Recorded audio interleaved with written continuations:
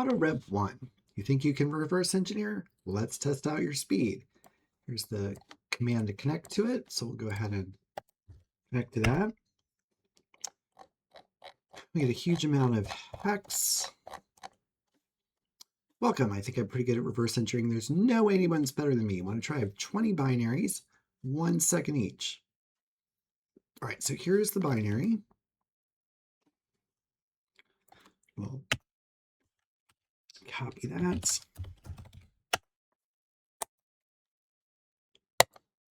Paste it. Now I'm going to take, it's a whole bunch of hex, so we're going to convert that hex back into binary.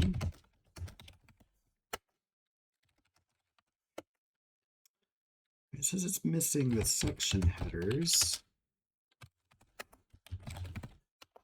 It crashes if I run it. So probably what happened was it was too big to fit into my copy paste buffer. So let's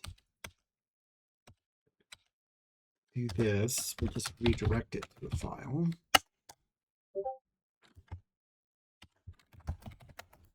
All right, so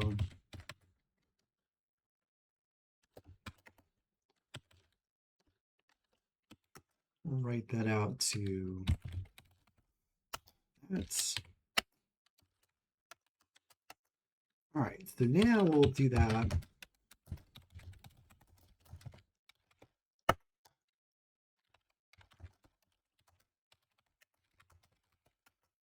So now it got the whole thing. It's not missing the headers.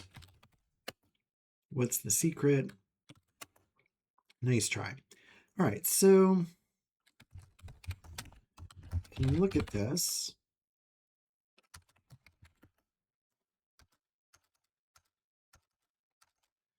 Look down here for the main program. So here's the main program. And it printed this out to the screen. It's printing this number, whatever this number is. And it's doing the scanf. And then it is, here's our compare. So we're comparing 8 from the RBP to EAX. Now we're moving 8 from the RBP and the EAX. We're comparing it to 4 from the RBP. So this is number. It looks like we're going to compare to this number. That's 1DD93C22. So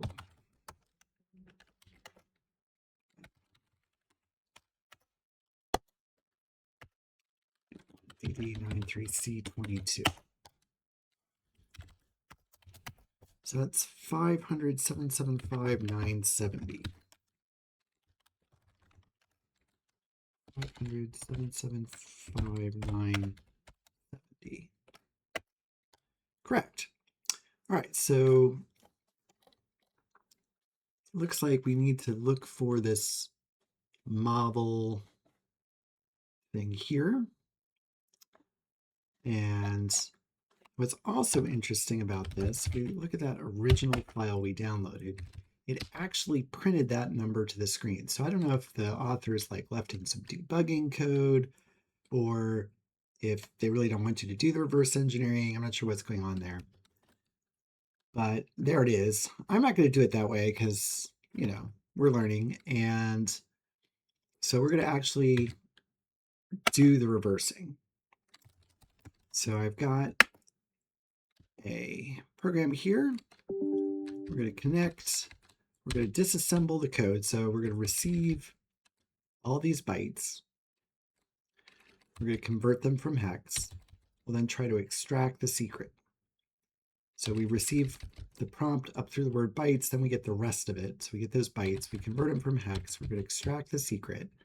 We extract the secret by disassembling the bytes and looking for that model RBP some immediate value. So that's our strategy.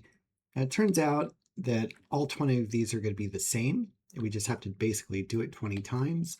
So I have a loop here that will do it 20 times, and we'll get the values. So I'll need to update that with 52,344, 52,44.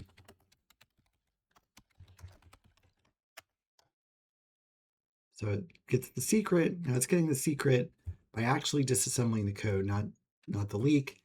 And then we have this flag, pico_ctf, autorev go burr. All right, so and we'll just look at that code. We're disassembling the hexadecimal. We're looking for that instruction that had the move into RBP. This is a regular expression. So looking for a move, something related to RBP, and then some hexadecimal string. Fortunately, there's not a bunch of those in the file. And we loop 20 times, reading until we get the word bytes, then reading all that hex, converting it, disassembling and extracting the secret. Then we send that secret, we go around the loop, and we're going to get our flag. And there we go.